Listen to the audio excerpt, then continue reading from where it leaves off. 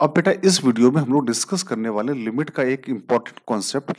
इस सवाल में यहाँ पे क्या गिवन है कि limit x approaching to 1 plus लिखा है। लिमिट यहाँ लिखिए x अप्रोचिंग टू 1 प्लस, तो हम लोग x की जगह पे क्या लिख सकते हैं 1 plus h, where h is approaching to 0। इस पूरी प्रॉब्लम में जहां जहां पर x लिखा है x की जगह पर we can write down 1 plus h और पूरी लिमिट को हम लोग 0 पे कन्वर्ट कर देंगे। ओके, यहाँ तक आपको बात बेटा समझ में आई?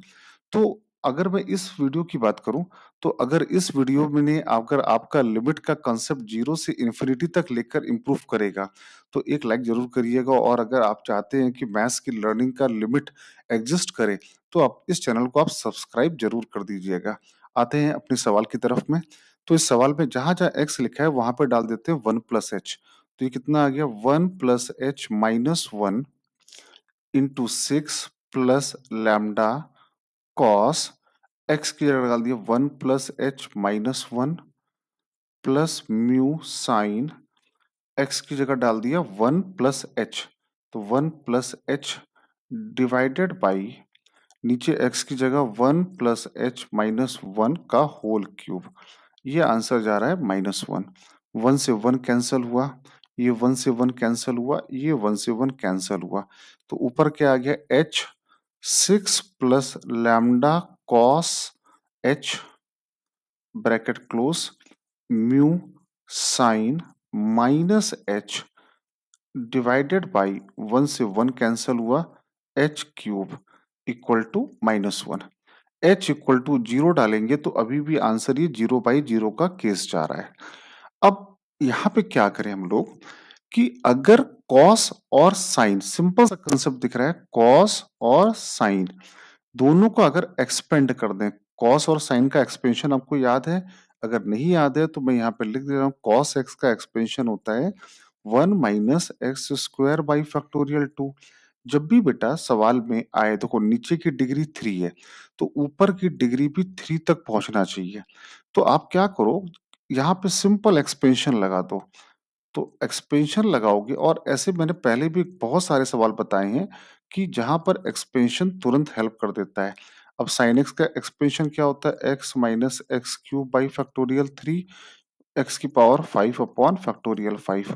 आपको एक्सपेंशन जरूर याद होने चाहिए। अगर आप जाके देखेंगे पुराने वीडियोस लिमिट वाले फोल्डर में, तो मैंने बहुत सारे वीडियोस बनाए हैं जहां पर एक्सपेंशन यूज में आया है।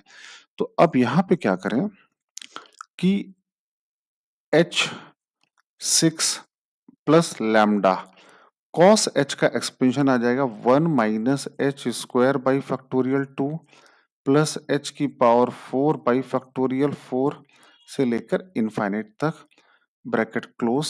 फिर यहाँ पे माइनस साइन h है तो माइनस यहाँ पे बाहर निकाल लो, अंदर क्या बचा साइन h, और साइन h का expansion h minus H cube by factorial 3 h की पावर 5 बाई फैक्टोरियल 5 से लेकर इनफाइनाइट तक, और डिवाइडेड बाई बेटा क्या लिखा है h क्यूब लिखा हुआ है, करेक्ट है।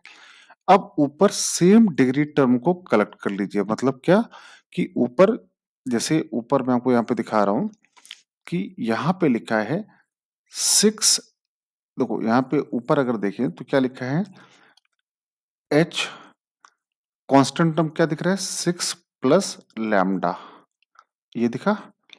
फिर minus lambda H square by 2, फिर लैम्डा एच की पावर 4 अपॉन फैक्टोरियल 4 कहाँ तक, इनफाइनाइट तक, minus mu H plus mu H cube by factorial 3 से लेकर आगे तक डिवाइडेड बाई एच क्यूब।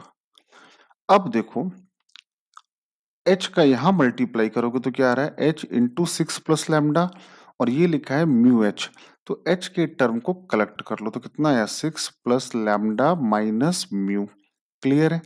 अब h क्यूब के टर्म को कलेक्ट करो तो h क्यूब का term h into H square, तो h क्यूब आ रहा है तो कितना बचा माइनस लैम्डा बाई 2, और h क्यूब का टर्म यहाँ से भी आ रहा है माइनस म्यू और माइनस एच क्यूब बाई 2, तो कितना आएगा प्लस म्यू अपॉन फैक्टोरियल 3, मतलब 6 आ गया। आगे h की पावर 5 का टर्म भी आएगा, h की पावर 7 का टर्म भी आएगा, बहुत सारे टर्म आगे आने वाले हैं यहाँ पर। आई होप क्लियर है यहाँ पर।